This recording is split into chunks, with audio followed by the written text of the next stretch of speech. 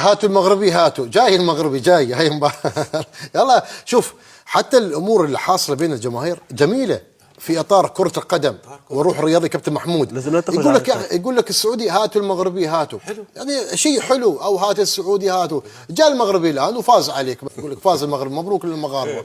يعني في مناوشات حلوه بين الجماهير، بس ما نطلع خارج النطاق او نعدي الخطوط الحمراء نقول هذا المنتخب المغربي. لا، الجماهير عندهم طريقة تفكير مختلفة، يعني دائما بطريقة فيها نوع شوية من التعصب، لكن لا يجب أن يتجاوز الحد نتاعو.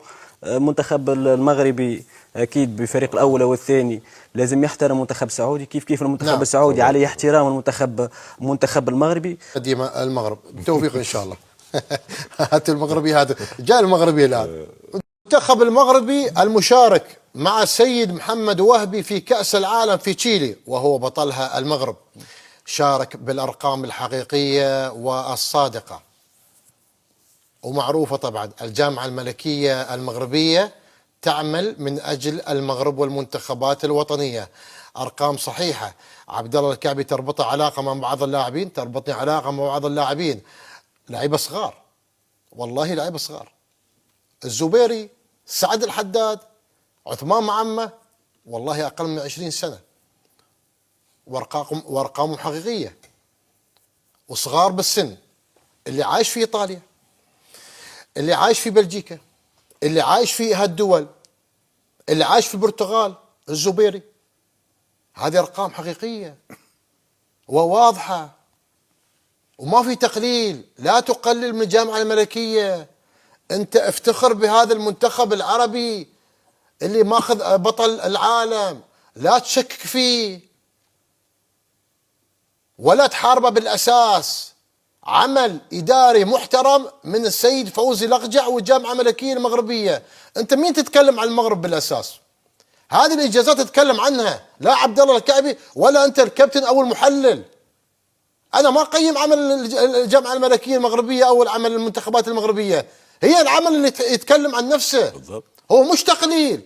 لا تتكلم بالأرقام إذا ما عندك المعلومة.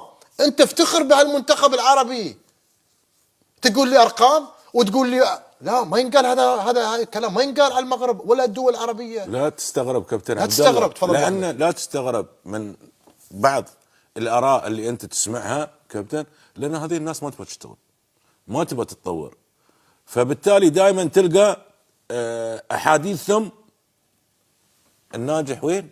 أنا بروح وبقلل من إنجازاته. أنت روح استفيد من العمل اللي وصله انه يكون يطلع بهذه الصورة. شو عمل؟ شو سوى؟ كيف اشتغل؟